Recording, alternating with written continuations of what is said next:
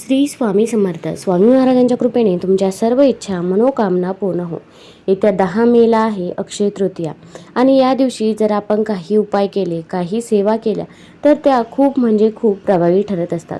अक्षय तृतीया महापर्व या दिवशी मंगल कार्य मुहूर्त न बघता देखील करता येतात, कारण हा दिवस शुभ असल्याचे मानले गेले आहे.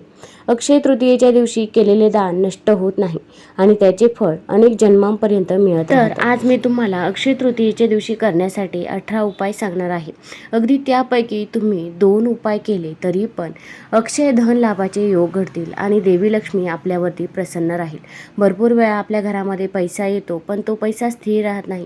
कुठेतरी वायफळ खर्च होऊन जातो किंवा आपण मेहनत तर घेत असतो, पण आपल्याला त्याचे पाहिजे तसे फळ हे मिळत नाही, पाहिजे तसा पैसा हा मिळत नाही. मग अशा वेळेस काय करावे आणि काय नाही हे देखील सुचत नाही, कारण की प्रत्येक गोष्टीचं सोंग आणता येतं, पण पैशाचं सोंग हे कधीही आणता येत नाही.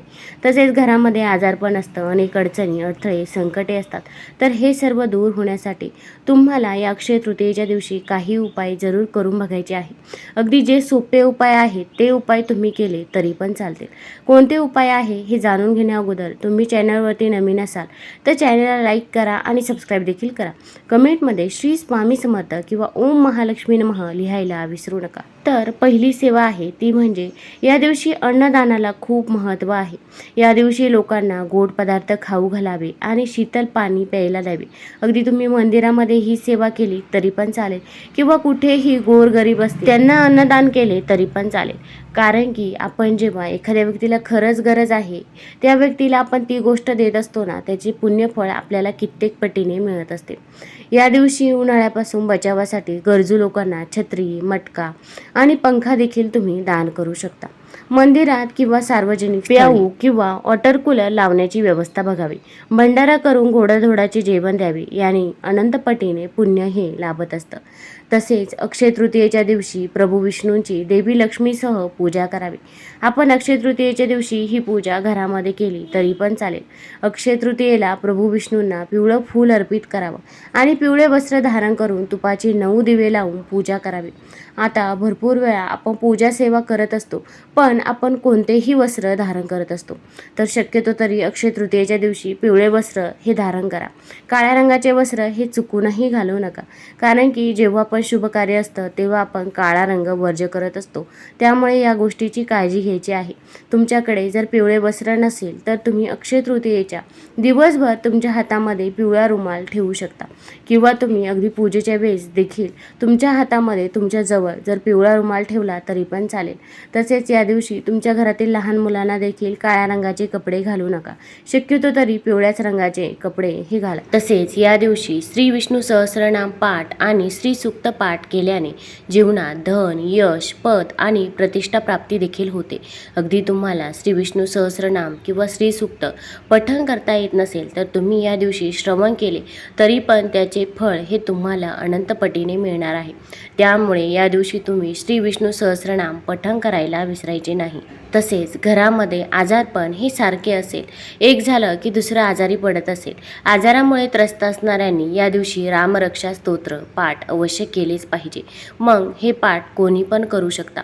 अक्षय तृतीयेला चांदीचे शिक्के किंवा सोन्याच्या दागिन्यांची खरेदी ही शुभ ठरते. तुम्हाला जर शक्य असेल तर जरूर सोने चांदी तुम्ही या दिवशी खरेदी करू शकता.